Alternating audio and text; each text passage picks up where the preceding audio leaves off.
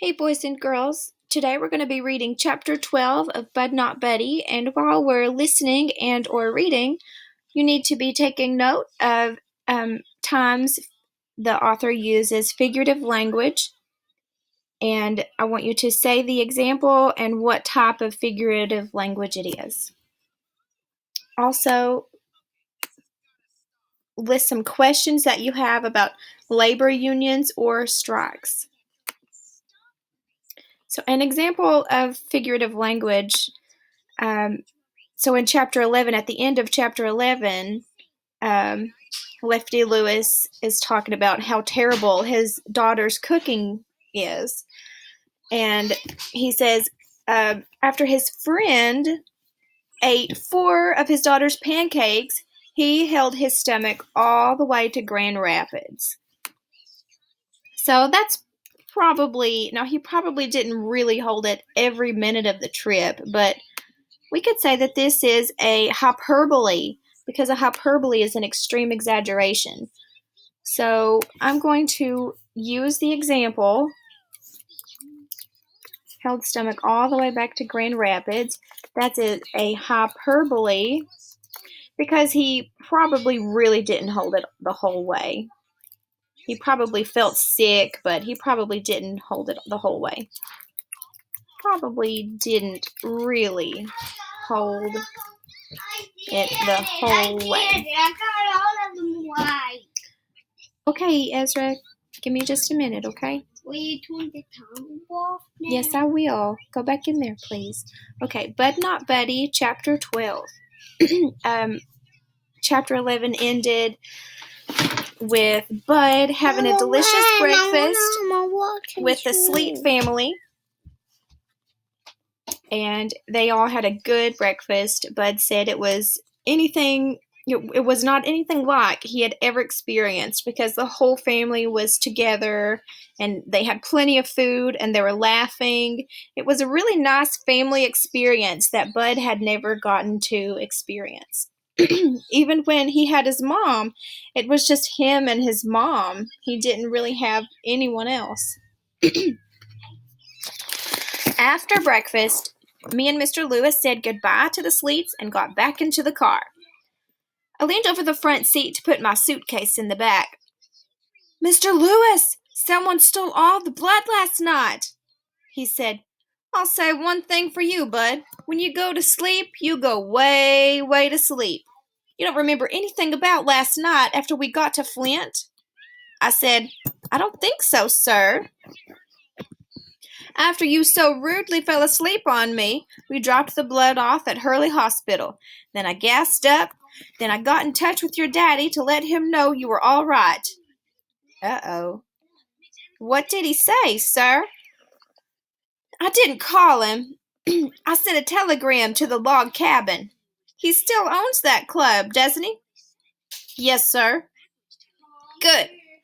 Lefty Lewis leaned over and reached in the glove box of the car. He pulled out a flimsy piece of yellow paper and handed it to me. Across the top of the paper it said in big letters, "Western Union. HEC. Stop. Bud OK in Flint. Stop. At 4309 North Street. Stop. Return 8 p.m. Wednesday. Stop. Lefty. Stop." Man, I'll bet Herman E. Calloway was just as confused by this message as I was. I said, "What does this mean, sir?" Lefty Lewis said, "When you send a telegram, the more letters you use, the more money you have to pay, so you try to keep your messages as short as you can. Here, let me see it." I handed him the paper. He said, "OK, HEC, that stands for your dad, Herman E. Calloway. Bud OK in Flint. That lets him know how far you got and that you're safe. And you did get pretty far, Bud, but maybe he won't be too hard on you when he sees how resourceful you were at running away. I know I'd be darn proud of one of my kids if they'd gotten that far, but I used to offer them money to run and they'd never take it. At 4309 North Street, that's my daughter's address, and return 8 p.m. Wednesday. Lets him know I'm bringing you home by 8 tonight." I said, "What are all those stops, sir?" he said. "That's the telegram's office's way of saying period. It just means that the sentence is over." Lefty Lewis spent most of his day doing errands all around Flint. He made me promise to wait in the car for him.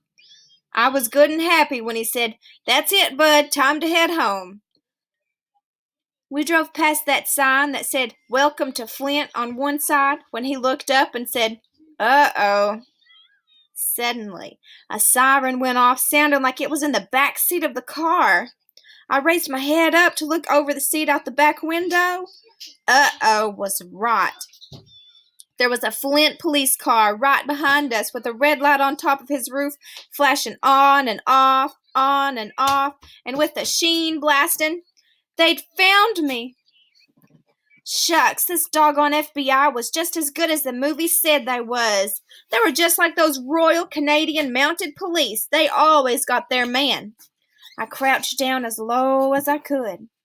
Lefty Lewis pulled the car over to the side of the road and said, real calm and real slow, "Bud, it's very important that you listen very carefully to what I'm going to tell you and that you do exactly as I say."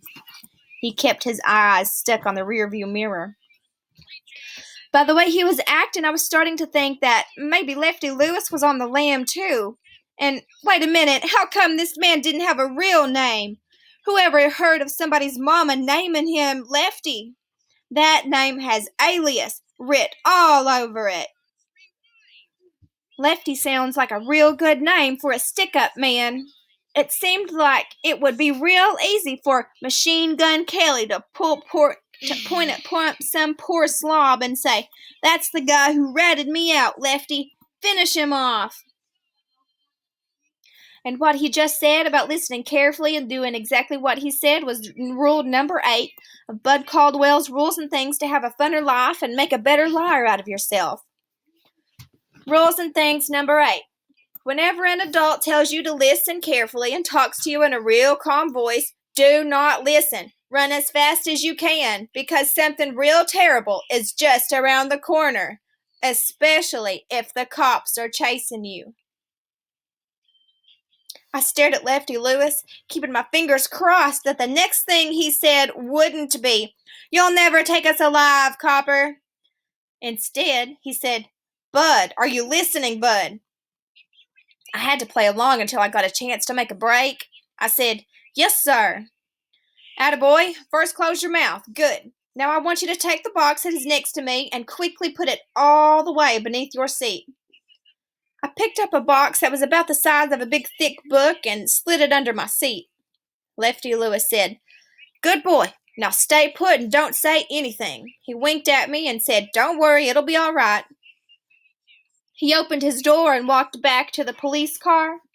I tried to decide what to do. If I made a break for it, I'm sure the coppers would plug me. But maybe Lefty Lewis would wrestle the gun away before they got a good shot off. Or maybe, just maybe, Lefty Lewis would take a bullet for me. Okay, I told myself, I'm going to count to 10, then I'm going to reach into the back seat, snatch my suitcase, and hook out for those buildings. 1, 2, 3, 4, 5, 6, 7, 8, 9, 10. Okay, I'm going to count to 10 again. 1, 2, 3, 4, 5, 6, 7, 8, 9, 10. Okay, this time I'm really going to grab that doggone... The cop and Lefty Lewis were standing at the door. The cop said, "I want to take a look in the trunk." Him and Mr. Lewis went around to the back, and the trunk opened, and I heard someone rumbling around in it. I heard a loud bang and nearly jumped out of my seat. Whew, it was only Mr. Lewis closing the trunk. They walked back to the driver's door. The policeman looked in the back seat and said, "What's in the suitcase?" Mr. Lewis said, "Those are Bud's things. He was visiting here in Flint, and I'm taking him home to Grand Rapids." The policeman looked at me and said, "Oh, your grandson, huh? You two look just alike." Lefty Lewis said, "Why, thank you, officer. I always thought the boy was unusually handsome." The cop didn't have a good sense of humor, and he said, "All right, you're free to go. We can't be too careful. I don't know if you've heard, but we're having a lot of trouble in the factories here. We've been stopping all cars we don't recognize. There have been reports that some more of those stinking labor organizers might be sneaking up here from Detroit." Mr. Lewis said, "You don't say." The cop said, "Drive carefully," and he touched the brim of his cop hat the way a cowboy does in the moving pictures. Lefty Lewis got in the car, started it, and we pulled back out onto the highway. He made a scary face at me and said, "Bud, this really has been a couple of lucky days for you. First, I saved you from being eaten by some vampires, and also, then you seem to have survived my daughter's pancakes, and finally, that police officer saves you from the feared and loathsome labor organizers of Detroit. You are truly blessed." Lefty Lewis was back acting to normal, but I kept wondering what was in the box he didn't want the cop to see. I said, "What's a labor organizer, sir?" Mr. Lewis said, "In Flint, there are people who are trying to get unions in the automobile factories." Before I had a chance to get my next question in, Lefty Lewis said, "I'ma save your breath for you, bud. I'll bet the next thing out of your mouth was going to be, 'What's a union?' Right?" "Yes, sir. A union is like a family. It's when a group of workers get together and try to make things better for themselves and their children." "That's all, sir?" "That's all." "Then why are the cops after them?" "That's a very good question. Look in that box you put under your seat." I pulled the box out and put it in my lap and looked over at Lefty Lewis. He looked back at me and checked the rearview mirror. "Go ahead." I stopped for a second. Maybe there was a loaded and cocked pistol hiding in the box. Maybe Lefty would have shot it out with the cop if he'd tried to take us to jail. I started raising the top off the box, and just when I was about to get it open, Lefty Lewis moved a lot faster than you'd think somebody's granddad could, and slapped his hand on top of it, closing it back up tight. Uh-oh. Maybe this was loot from a bank that him and Al Capone had knocked over. Maybe Lefty Lewis would have to rub me out if I saw what was inside. Maybe if I looked, I'd know too much. Ezra, can you please eat that cracker over there? Thank you. He said, "Before you look, Bud, you've got to understand what's in there is very dangerous." I said, "Well, sir, I really don't think I need to see it, sir. I think I'll just look out my window until we get to Grand Rapids, or maybe, oh," I gave a big fake yawn, "maybe I'll take a nap." He laughed and said, "Oh, you're a lot smarter than you look, Bud. You know it would have been curtains for us if that copper would have seen what's in there." He tapped the top of the box. All I could say was, "Yes, sir." He said, "Go ahead and open it, Bud. You have to promise. No, you have to swear that you won't breathe a word about what you see to anyone." "Mr. Lewis, sir, I'd really rather take a nap." "Well, first open the box." I took in a big gulp of air and started to raise the top off the box again. Lefty Lewis yelled, "Bud!" I jumped so high I nearly banged my head on the roof of the car. I yelled back, "Yes, sir." "I didn't hear you swear to keep your lips locked." "Aw, shucks, Mr. Lewis, I swear, but I'd feel a lot better if I could take a doggone nap." I snatched the top off of the box and got ready to be scared to death. It was just some paper with writing on it. Maybe the pistol or the loot was under all this paper. I kept lifting paper until I got to the bottom of the box. Nothing! I looked at Lefty Lewis. He said, "I warned you. Pretty dangerous, isn't it?" I must have missed something. I went through the box again. "How's some paper dangerous, sir?" "Read it." I took out one of the papers. It said, "Attention railroad workers. The newly formed Grand Rapids branch of the Brotherhood of Pullman Porters will be holding an informational meeting on Wednesday, July 23, 1936. All interested parties, please come to 2345 Coldbrook at 9. Refreshments will be served. You have to know what we're up against. Please keep this as confidential as possible. It was starting to make sense. I said, Mr. Lewis, are you one of those labor organizers? He laughed. Not really, bud. I'm picking these up so we can pass them out in Grand Rapids. We've been negotiating to get a union for the Pullman Porters for years now. And nowhere in Grand Rapids will print these flyers for us. The only place that would do them is all the way in Flint. You were running away to a pretty hot town, young man. Wow. That trouble the policeman was talking about at the factory is called a sit-down strike. Instead of walking in front of the plant with signs, the people who were on strike just sit down on their job. That way their bosses can't bring other people in to steal their jobs.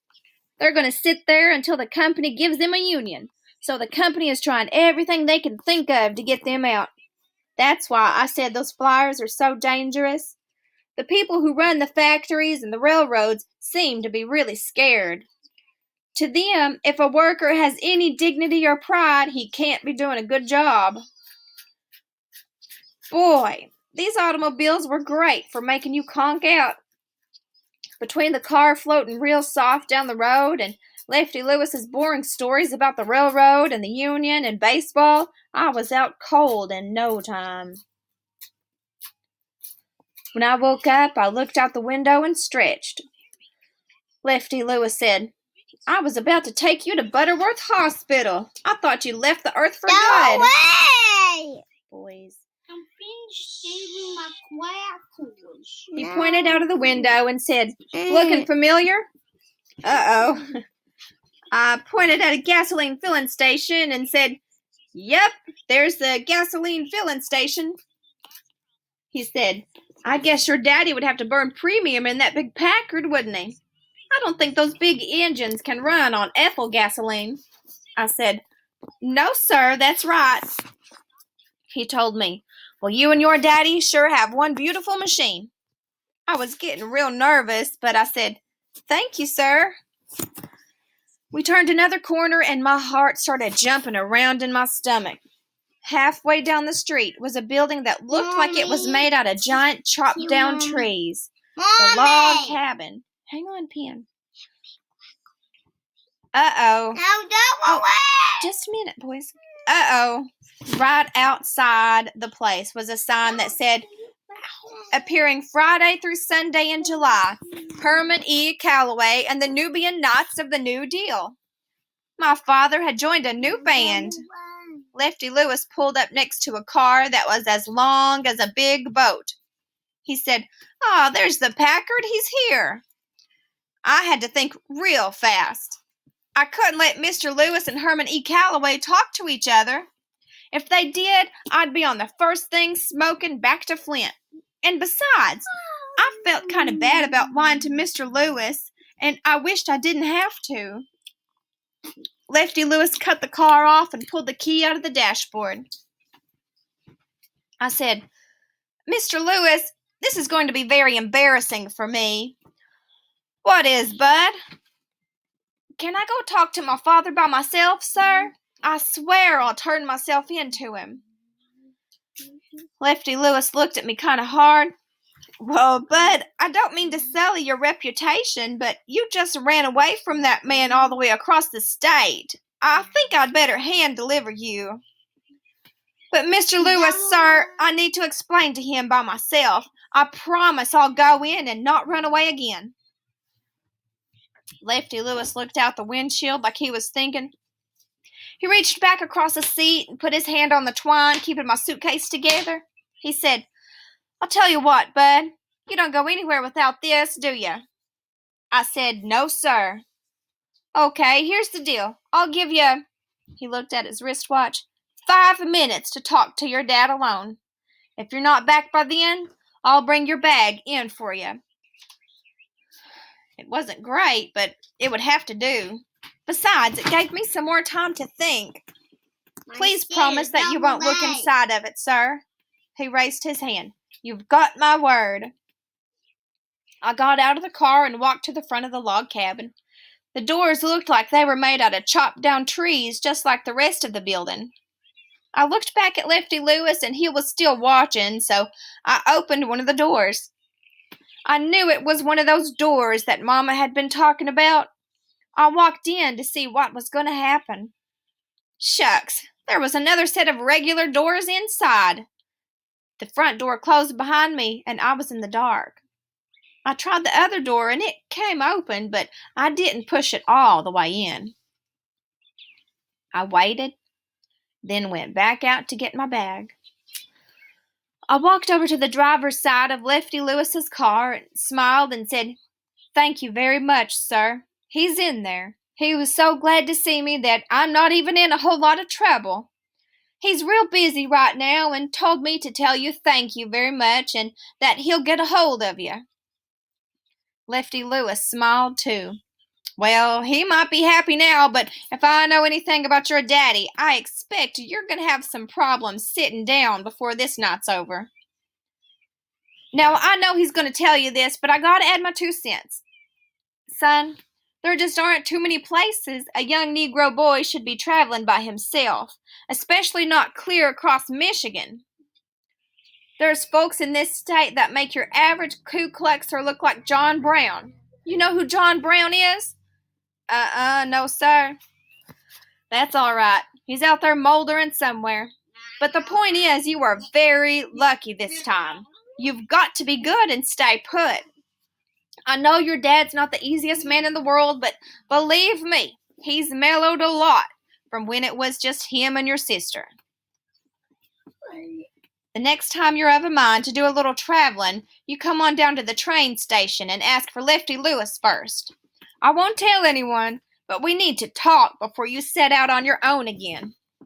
Lefty Lewis. Think you can remember that name? Lefty Lewis. Well, at least he was using the alias all over and not just with me and his family in Flint. He handed my bag out the window. "Okay, get back in there and tell your daddy I said hello." "Thank you, Mr. Lewis." I stood waving until the big car turned out into the street. I sucked in a jumbo gulp of air and opened the front door again. This time, I pushed the second set of doors open and walked in.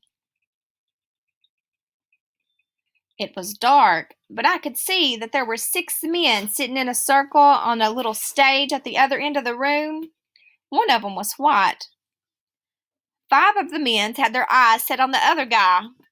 One of them had drumsticks in his hand and was leaned over softly tapping out a rhythm on the wooden stage floor. 2 of them were drinking from bottles of pop, and one, a real old one, was using a rag to wipe the inside of a trumpet. The guy who had to be my father was sitting with his back turned to me, wearing a hat. He was talking just like me, and it didn't take much listening to tell he was lying or doing some real good exaggerating, just like I do. That was all the proof I needed. His voice was a lot rougher and more tired sounding than I thought it would be. He leaned back in his chair. "That's right. After I won the Golden Gloves, no one couldn't tell me I wasn't going to be the middleweight champ within 2-3 years tops." The drummer stopped tapping. Middleweight? Wait, was this so long ago that gravity wasn't as strong as it is now? Or did a pound just weigh less back then? The others laughed, but my dad didn't let it bother him. "That's right, middleweight. You got to keep in mind that I had more hair and fewer pounds back then." He pulled the hat off and rubbed his hands over his glass smooth head. My dad shaved his hair. That was something I always wanted to do. He said, "My manager goes and lines up a bout against a fighter out of Chicago by the name of Jordan Snaggletooth McNevin. From the name, I'm expecting some young Irish kid with bad teeth, but this guy was one of us and so old that he could have been a waiter at the Last Supper. When the fight began, I wasn't about to show mercy, you understand? All the guys on stage were nodding. And to make a long story longer, I'll go out and dig this halfway straight jab clean at Pop's head. And the horn guy said, Herman, to this day, I can't believe you swung at that old man. What was I supposed to do, Jimmy? I wasn't trying to kill him or nothing. I just wanted to put him down quick and quiet. Jimmy went, And the next thing I know, I'm watching my mouthpiece and my chance to be champ flying out of the ring and into the fourth row of seats. I ain't never been hit so hard in my life. The drummer said, What, you lost one fight and quit? Then Herman E. Calloway said the words that let me know I was right. I felt like someone had cut a light on inside of me. I knew it'd been right for me to come all the way from Flint to Grand Rapids to find my dad. The idea that had started as a teeny-weeny seed in a suitcase was now a mighty maple. Herman E. Calloway, my father, said, There comes a time when you're doing something and you realize it just doesn't make any sense to keep on doing it. You ain't being a quitter. It's just see that the good Lord has seen fit to give you the sense to know you understand. Enough is enough. That was the same exact thought I'd had when I got whipped by Teddy Boy. Only two folks with the same blood would think them just alike. I sucked in a big gulp of air, got a good grip on my suitcase, and walked into the light of the stage. The old horn guy, Jimmy, saw me first and said, I thought I heard that door open. Did Miss Thomas send you, son? I just kept walking onto the stage. I had to see my father's face. I knew we'd look so much alike that the truth would hit him as hard as that snaggletooth guy had. Even Lefty Lewis said he could tell me and Herman E. Calloway were kin.